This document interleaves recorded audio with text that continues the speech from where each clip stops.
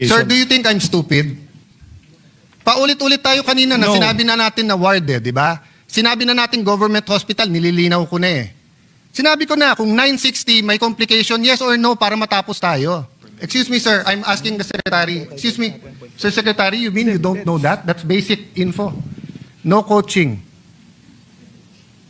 I am testing the secretary precisely because I want to know if he's diligent on this or not. You don't have to give me the exact. You can give me a ballpark. Going to the topic of the zero billing. Last budget hearing, tinanong ko yon because the chairman of PhilHealth is actually the Secretary of Health. And he reminded me that that only refers to indigents. Diba? So I'll go to details later all. Under the law, last year budget hearing, and it's under the law, no? The zero billing doesn't mean all PhilHealth. So just to be clear, Mr. President, the zero balance is now a new creation. So even in the beginning, I was also of the impression that what are you talking about? The no balance billing was really for indigents only. But now the zero balance Let is me go for to all. That's what I'm asking Okay, you sure. to clarify. Okay. Last year, nung binanggit ko na drawing lang naman yung zero balance, zero billing, which I also brought up sa hearing when Senator Bongo was held, and I also brought it up when I was the chairman of the Committee on Public Enterprise, no? But sinabi nga ni Sec, para lang yan sa indigents. And I have different issues there. But during the SONA, ang sinabi naman ng Pangulo, para sa lahat na. But only in public hospitals. Hindi pa kaagad nasabi nung SONA, Mr. President. Yeah, kasi so that's my question. Can you clarify? No. Hindi sinabing for what hospitals. Kaya nga, lahat ng... Well, maraming hindi nakapick up because I'm just saying na napakaraming mayors na lumapit sa atin Yeah. at nagtanong na, No, saan? Hindi namin alam yan. For the record, so that people who are watching and tayo mismo and the mayors, governors, health practitioners knows, ano yung as of today, ano yung rule? Ano yung kompletong rule as of today? Para lang malinaw. So now, today, the rule is, and this was all clarified, I have to say this is my own personal appreciation of how things were clarified Yeah. over time. No, but can the That- secretary clarify it? Kaya the only point I'm making, nandun pa rin ako dun sa, hindi yun clear sa akin sa SONA. No, pero para clear- Ang ngayon, I'll tell you now what the secretary says. I'm saying also that ngayon, clear na siya sa akin. Pero nung sa SONA, hindi pa So siya what's clear. the rule So as what of the today? rule is now, and I also shared the rule with our colleagues earlier, is that if you go to any DOH hospital and you are a patient in a basic accommodation or ward, then zero balance ka, which means zero. Wala kang babayaran. Whether indigent ka o hindi. It doesn't matter. Okay. Basta tao ka, Pilipino ka, pumunta ka sa DOH hospital at dun ka sa basic accommodation or ward, that means you will have a zero balance. Okay. So kung hindi naman sa DOH hospital, pero indigent ka, zero balance ka ba? No balance. Ano ba difference ng no balance at saka zero balance? Ha? So, pag pumunta ka ngayon sa LGU hospital, covered ka ngayon ng no balance billing policy, and that is for indigents. What does no balance billing mean? It doesn't mean no balance. Kasi may balance. Kasi there are case rates, but some of them are outdated. And as I also explained earlier, we are migrating to the DRG, which is a different system from the case rate na mas complex ang review niya ng babayaran. But for now, we still have case rates. So there's a big chance na meron kang balance. Okay, so what's the difference between zero balance and no balance? So Or there's no zero such thing as balance zero balance? is the DOH hospital that talagang zero balance. Ang no balance sa LGU hospital is only for indigents, pero hindi siya, it's possible na may balance pa.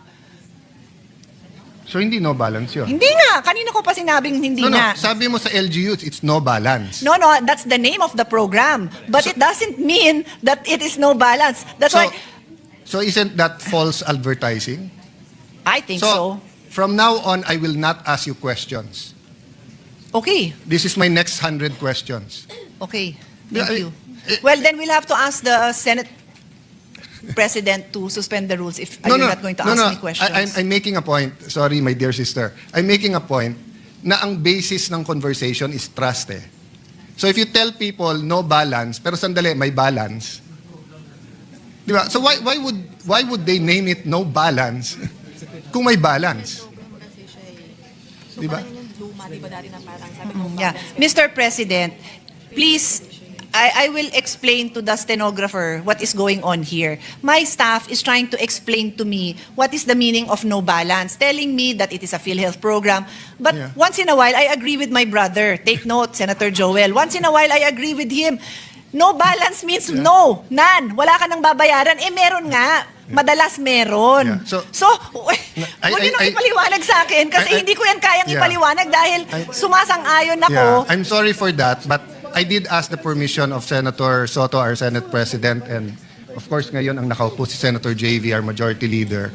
So with your permission, can we suspend the rules so that I can ask directly? I'll try to be as brief as possible para matapos ko tong issues, but I really think the Secretary should answer Mr. these President, issues. and if I may advise my brother, please continue asking this topic because even after I already explained, and dapat pumapalakpak na yung mga katabi ko dito na I agree with you 100%, nagpapaliwanag pa rin. So, Yes. by all means, I will stand up, And I'll I will do my observe best to because keep my cool, but I think we shouldn't leave the hall without clarity. Meaning either ino-balance nila talaga or palitan nila yung pangalan, di ba? But let So, me end on a happy note. Happy ako na si zero balance truly means zero balance. Yes. Happy ako doon. And So- I just pray na there is enough funding na talagang hindi tayo babalikan next year Yeah, na but nagsara na before- yung ospital kasi yung MOE nila, wala na silang Yeah. pambayad sa ganito dahil nagamit na sa zero balance lahat. Sana naman hindi kasi nga, yes. But before you pinaninindigan natin yung turn zero over to the balance. good secretary, you confirm, di ba, that under the law, and in fact, the secretary is the chairman of PhilHealth. Yes, that is Yeah, correct. so he should be able to answer these questions. Yes, and Yes. and the president is also here to assist. So, but I think if he wants to ask directly, there must be a motion to suspend the rules. Yes. Majority Leader. Yes, Mr. President, with the permission of the body and there are rules, particularly the section that I don't have right now. Because I don't have the rules with me. Mr. President, upon conferring with the Minority Leader, obviously he's the one who's requesting for it, together with our members here in the chamber, I move to suspend the rules of the Senate to allow the DOH Secretary, Dr. Ted Herbosa, to respond directly to the queries of the members of the Senate. There's a motion to suspend the rules of the Senate. Is there any objection? Hearing none, the motion is approved. Thank you, Mr. President. Thank you. Mr. President, before I stand up, I will leave everyone on this note of technology and AI. I am wearing a Whoop, which is something like a smartwatch, but it is for health. And my Whoop, nabura na yung message, but earlier it said to me, you have exceeded your optimal strain. It is time for you to wind down and go to sleep. That was 2 hours ago. No, but for the record, But Mr. I'm Chair, just saying, this is the use of AI because it's accumulating all my data, including my stress, and it has workout-related stress and non-workout-related stress. For the record, meron akong non-workout-related stress in the last for few. the record, basta't kasama mo any of your brothers, talagang lumalampas yung stress. So anyway, my point is AI. Wala tayong choice. We have to live with AI, so we have to know how to use AI. Thank you, Mr. President. Good luck po sa inyong lahat. I will be busy praying over there. Thank you. So, Mr. Secretary, good evening po. Can you just, before we go to the no billing, sir, can you clarify? So the policy now is, kasi meron pang private, pang LGU. So, can we state it? No? So, ang zero billing, wala talagang babayaran. Tama Yes, po? yes, Mr. President. Wala pong binabayaran. And that yun. is for government hospitals? for DOH. DOH government retained hospitals. Okay. And you don't have to be an indigent. There is no need to be classified as Okay. indigent. For indigents, it is zero billing in private hospitals as long as it was within the case rate. No, dun muna ako sa sa non-indigent. Sorry, indigent. Sa private Indigent? hospital. Indigent in a ward accommodation, it's a PhilHealth policy that there will be no balance. No Sorry, balance. wag muna tayo sa no balance. Ang nasa batas, zero balance. No balance. No balance ang nasa batas. Policy, it's not a Dun law. muna tayo sa no balance. Sabi sa batas, pag indigent, no balance. Zero copay. Basic accommodation. In basic accommodation. In basic a government accommodation, hospital. yes. Yes. Within the case rate. Yes, within the case Right? rate. Yes. So, even in private hospitals ngayon, pwedeng pumunta pag indigent, basta't within the case rate. And in the basic accommodation. Basic accommodation. So, sa charity ward. Yes. Okay. So, they can go at dapat, anong ginagamit natin doon? Zero or no? No balance. Case rate. Case rate. Case Yeah, rate. That's but- called the PhilHealth benefit case rate. Yes, but in So the they law, use the there's, case rate. in the law, it says no balance. Zero copay. Meaning, aalis ka, wala kang babayaran Which kasi law walang are you balance. referring, Mr. President? Sorry? Zero copay. Which law? No, kayo nag-mention nun last year that in the law, Zero copay. it's indigents lang ang covered nun, nung no No, balance. the no balance billing is a PhilHealth policy. That if you are paid the case rate, if you are deemed as indigent and you are in the any government hospital, even private, no, even private, there should be no copay. That's the term of the policy of the no balance billing. So, you have to be indigent. Yeah, to be fair, Secretary, I'm not sure now if it was the Pinoy or the Duterte administration that announced nga. Pinoy. Diba? Pinoy, Your Honor. Okay, Pinoy, na no balance. And last year when I was asking you na hindi naman nasusunod yung no balance, you clarified. Pag indigent, within the case rate, no balance sila. Yes. And it's in the law. So it's not only a policy of the PhilHealth Board, it's in the law. So I think the complication here is how much does PhilHealth pay? So if the PhilHealth rate, so there is a certain cost to take care of a patient in a hospital, whether government or private. If the cost that PhilHealth covers, which is the case rate at that time, was enough for no balance, that was the policy that PhilHealth wrote down as a policy. Yes, and that's why I was criticizing it last year because last year's budget, no, that's why I was criticizing it because when we spoke 23 for the 24 budget, ang last na review ng case rate was still 2017. So, syempre, napakababa na nun. So, hindi naman natin binabago yung no balance, pero ang layo na ng inflation or ibang cost, no? So, I'll go back to that later, sir, with your permission. Let's go muna sa LGU. Sa LGU, ano yung rules sa no balance? LGU hospitals? Indigent, no balance billing. Case rate only in a basic accommodation. So, why don't we start calling it a case rate rather than no balance or zero balance? Para hindi natin nalilito yung publiko. Yun kasi yung naging program. Kasi, correct me if I'm wrong, ha? Kasi ang batas sinasabi, magsusurvey kayo. Di ba? Ang PhilHealth. Pag survey nyo, i-average nyo ngayon yan. So yung average, yan yung case rate.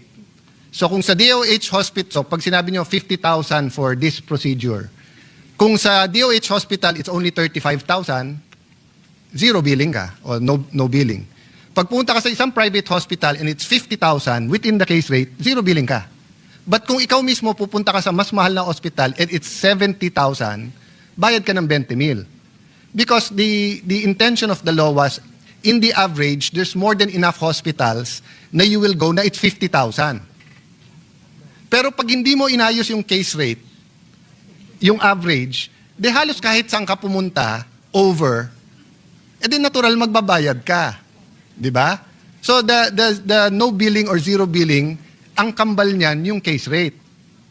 Tama?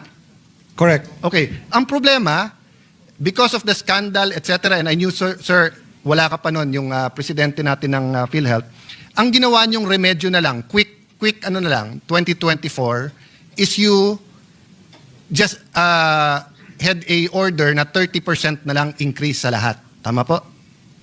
30% plus another 50% increase in case Yes. rate. So the total increase as of 20 today is 80%. Yes, 30% nung 2024, and then nagsunod nga, same year, another 50%. Okay? Correct. That's correct. Matatapos na yung 2025. Ba't hindi kayo nagsasurvey? Ongoing, there are how many thousand case rates? There are so many thousand case rates.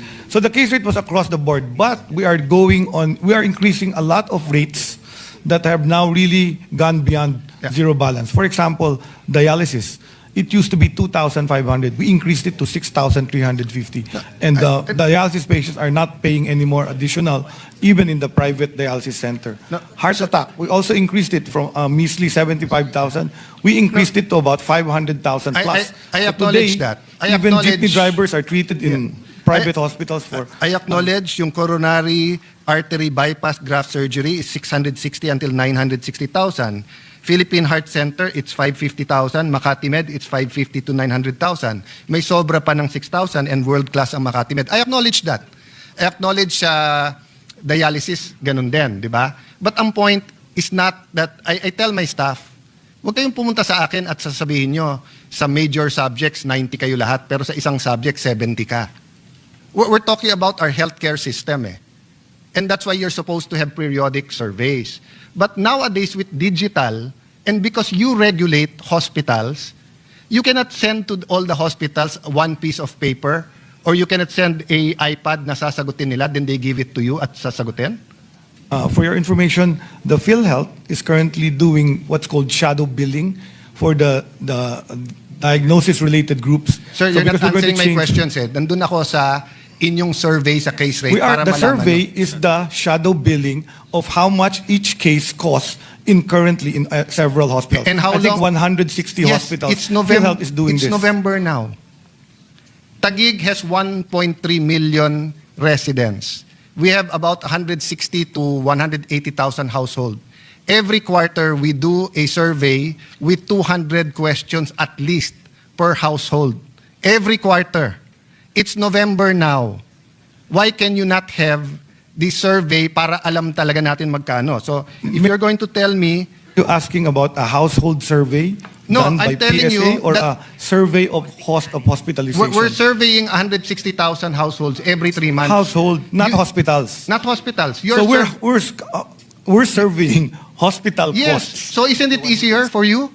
You're going to do 160 hospitals na under your regulation, hindi nyo matapos kaagad? It's ongoing. We're doing it. Kailan matatapos? It's November na eh. For the survey to be completed, it's about 5 to 6 million claims that they started Sir, to average the You costs. don't need the claims. Ang pinag-uusapan dito, costing analysis. All you have to do is ask all the hospitals yung bawat magkano yon. So when there is a claim, there is also the actual cost and the bill. So PhilHealth has all that data. Kaya nga So pinapahirap. they're doing the survey Mr. Secretary, of 5,000. Mr. Secretary, learn to listen then. I'm telling you, pinapahirapan nyo ang sarili nyo.